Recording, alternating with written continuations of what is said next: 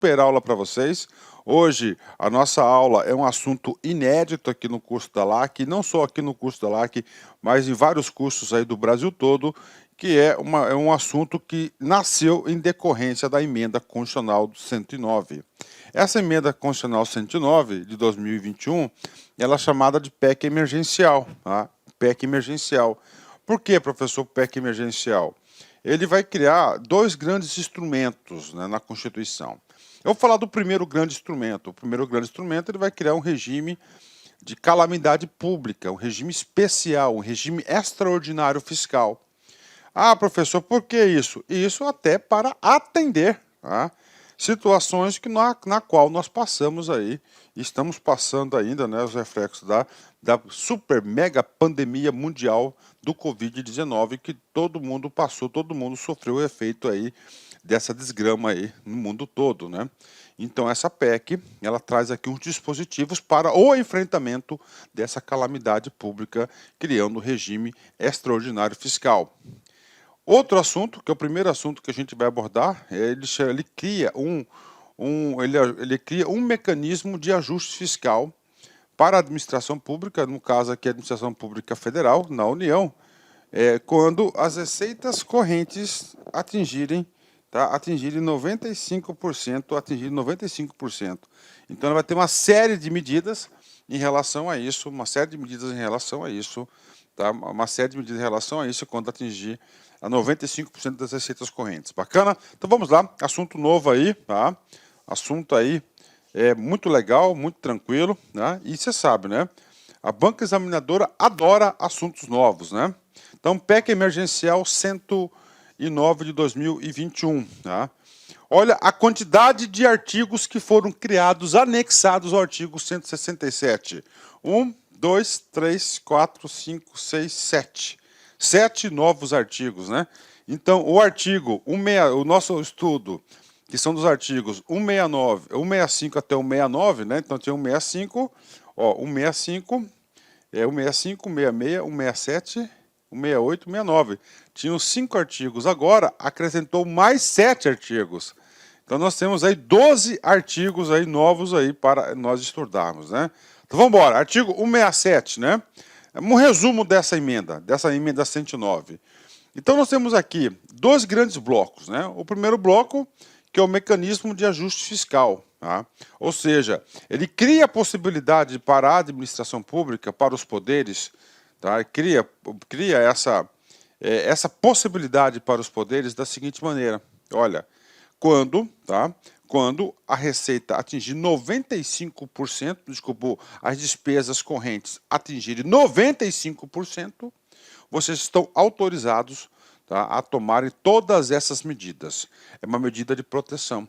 Então, isso é o mecanismo de ajuste fiscal. Tá? Segundo assunto importante, agora é o regime de exceção da calamidade pública. Então, o artigo 167b, ele cria o regime extraordinário fiscal. E esse regime extraordinário fiscal, ele somente pode ser concedido através da decretação de um estado de calamidade pública, que nós veremos, né? E todos os outros artigos aqui, o C, o D, o E, o F e o G, são decorrências do B. Então, essa PEC trata de dois assuntos, né? Mecanismos de ajuste fiscal e o estado de calamidade pública. Ou seja, tá? Como que a administração pública irá enfrentar isso, né? Então, primeiro, processos simplificados de contratação. Então, durante o estado de calamidade, o Estado fica autorizado aí um procedimento mais simples para a contratação. Durante o estado de calamidade, ele vai dispensar alguns limites aí de controle da despesa pública. Durante o estado de calamidade, ele vai dispensar a regra de ouro. Tá? Durante o estado de calamidade, ele vai ampliar a possibilidade de contratação de operações de crédito. E durante o estado de calamidade, estão sujeitos os estados aí aos mecanismos de ajuste fiscal, claro, com algumas exceções. Então, este é o resumo da aula de hoje, tá? Da emenda 109. Este é o nosso ajuste, né? Vamos diretamente aqui ao artigo 167A. Então, o artigo 167A é aqueles mecanismos de ajuste fiscal. Professor, mecanismos de ajuste fiscal. Significa dizer o seguinte: quando atingir determinada situação, o ente da federação está autorizado a adotar determinados mecanismos. Exatamente isso, ó. Apurado que no período de 12 meses, a relação entre despesas correntes e receitas correntes supera 95%. Olha o novo aqui, né? Todo o nosso estudo, né, principalmente nesse nosso módulo novo que nós estamos gravando, ele fala de receita corrente líquida. Aqui ele fala despesas correntes e receitas correntes, ou seja, o mais amplo possível, então 95%. Agora, qual que é a abrangência dessa lei? Ó, no âmbito dos estados, DF e municípios, ou seja, toda a administração pública brasileira é facultado, isso vai cair na prova, tá? É facultado, tá? Então, ou seja, o Constituinte falou, ele é facultado, não é obrigatório, então toma as medidas se você assim o desejar. O amparato legal possibilita o quê? Que você adote as respectivas medidas, tá? Que você adote as respectivas medidas. Então é o seguinte, você faz se você desejar. Mas olha só, aqui já é o quê? Já é um grande amparo e está na Constituição. Na Constituição, ou seja, tá? Não precisa de outras normas infraconstitucional para fazer acontecer. E essa faculdade é para quem? Para todo mundo, para todos os poderes.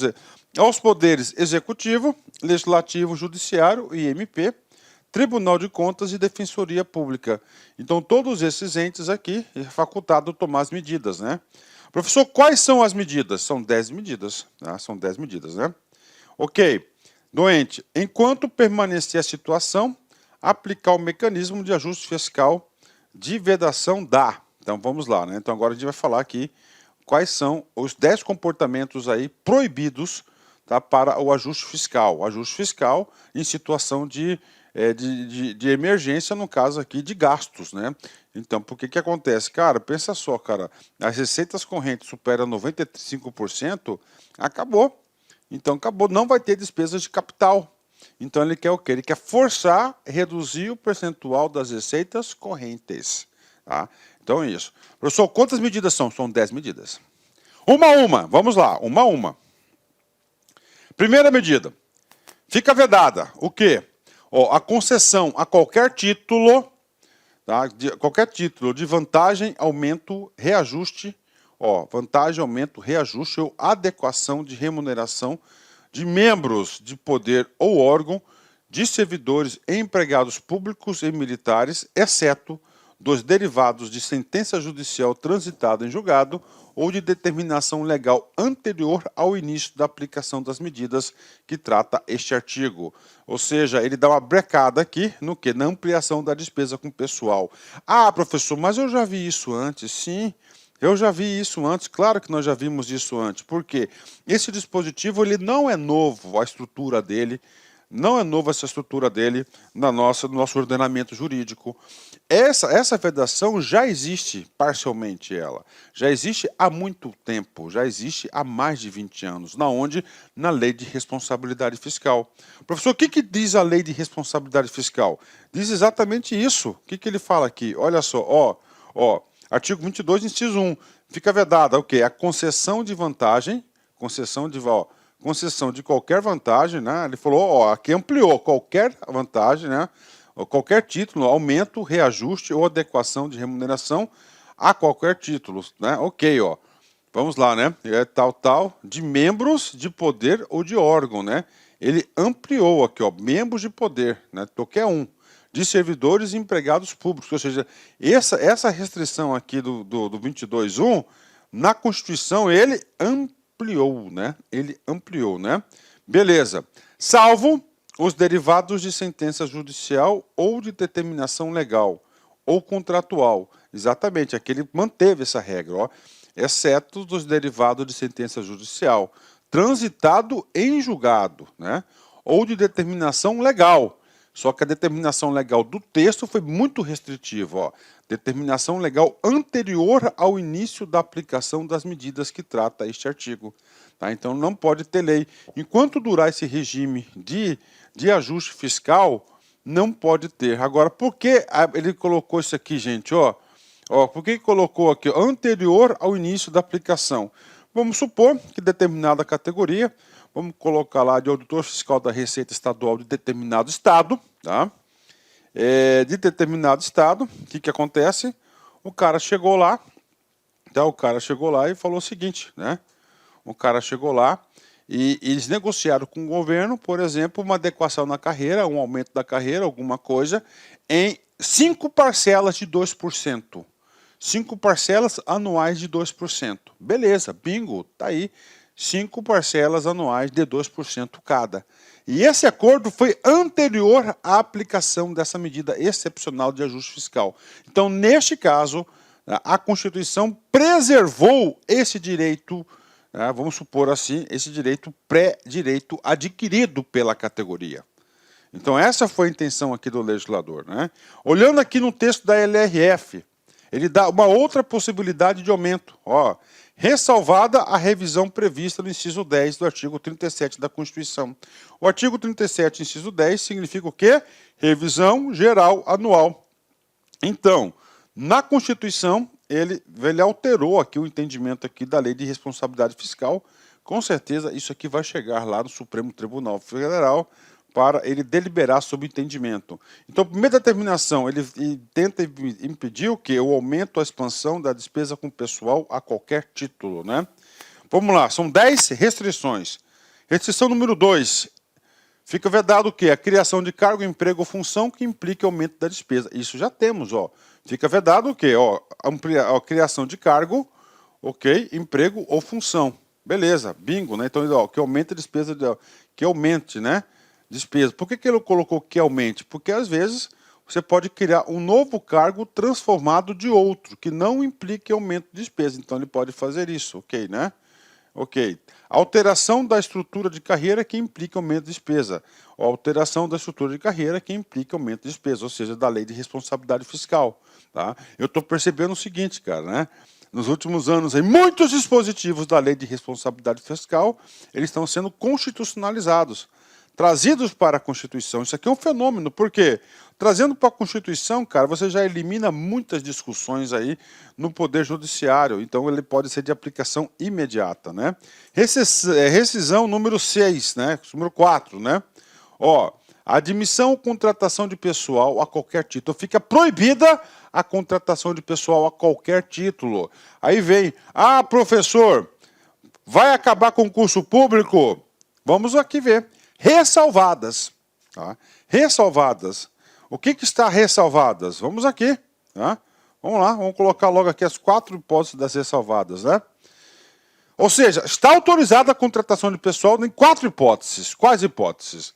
A reposição de cargos de chefia e de direção que não acarretem aumento de despesa. Gente, chefia e direção são cargos comissionados ou função de confiança. Beleza, ok, tranquilo, né? Há reposições decorrentes de vacâncias de cargos efetivos ou vitalícios, né? Professor, como assim cargos vitalícios? Você pega aí o ministro do Supremo Tribunal Federal, né? Ele foi aposentado durante o regime aí de ajuste fiscal desses mecanismos.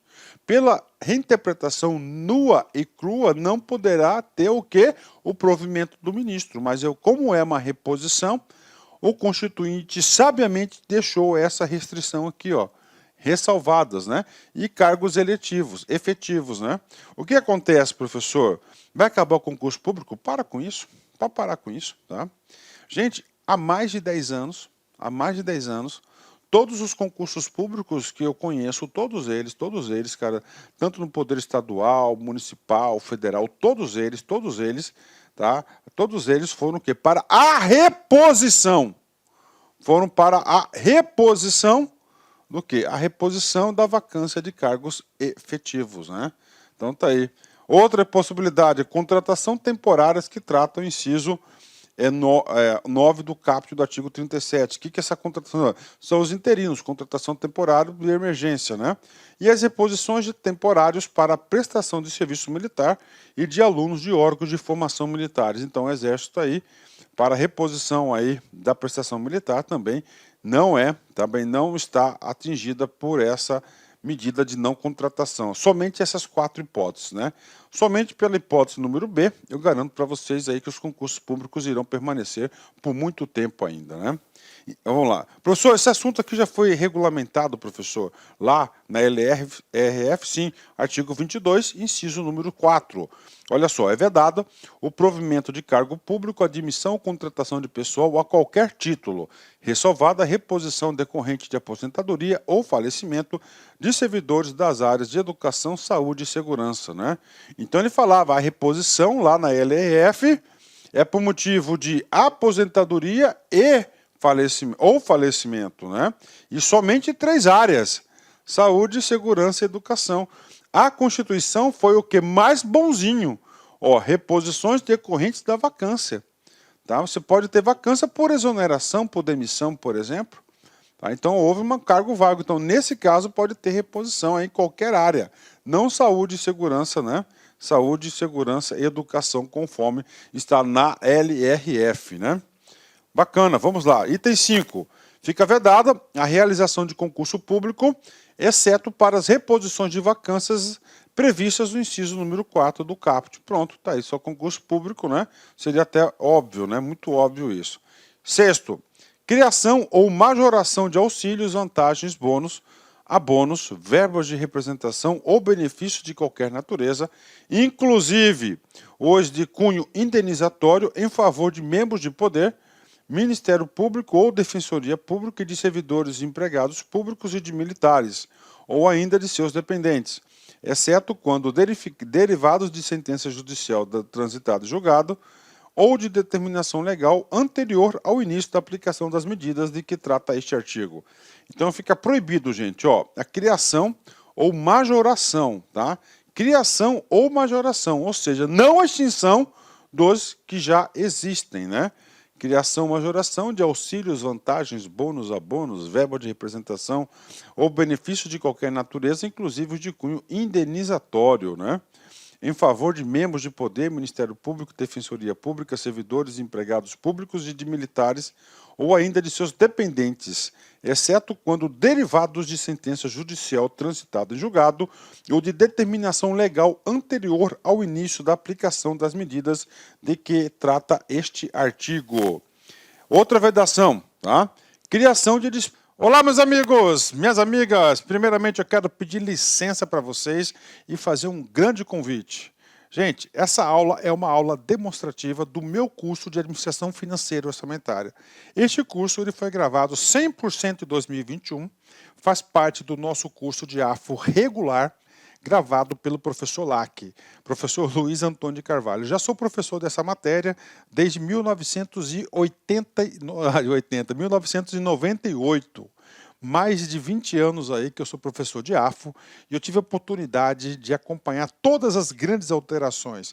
Como trata de um curso regular, aqui da Lá Concurso, um curso regular especificamente meu, vocês podem ficar super tranquilos. Ah, professor, esse curso é atualizado? Claro, esse curso está super atualizado até a emenda constitucional número 109. Ah, professor, amanhã foi publicada uma nova emenda que teve reflexos aos nossos estudos. Não só a emenda, mas toda e qualquer alteração na Lei de Responsabilidade Fiscal, toda e qualquer alteração na Lei 4.320, em qualquer normativo que impacte na nossa disciplina, esse curso será super atualizado. Garanto para vocês que é um curso completo, é um curso detalhado, é uma linguagem bastante tranquila que eu tenho certeza absoluta. Se você assistir todas as nossas videoaulas, seguir todas as nossas orientações pedagógicas, você será muito bem sucedido. E além disso, nós temos um serviço chamado Banco de Questões, é um serviço adicional, né? Custa apenas R$40, é facultativo, que em cada videoaula nós temos lá uma seleção de exercícios referente a este curso. Aqui para você aprender de forma definitiva, né? Então, como é que funciona? Primeiro, quanto o curso custa? Cara, R$80. Você pode dividir em 10 parcelas de R$8. Só não estuda quem não quer. Um curso super atualizado, competitivo. Se você está assistindo esse vídeo, porque eu tenho certeza que você gostou dessa videoaula, quer o material de apoio, quer assistir o restante, é só clicar aí embaixo, né? Olha só, organização do curso, né? Então nós temos aqui, ó, todas essas videoaulas, tá? Todas essas videoaulas aqui, todas elas já estão gravadas e atualizadas No total, são 17 horas e 11 minutos para você aprender de forma definitiva administração financeira e orçamentária. Tá bom, meus amigos? Espero vocês aqui na Lá Concursos. Forte abraço, fique com Deus. Tchau, tchau. Clique lá.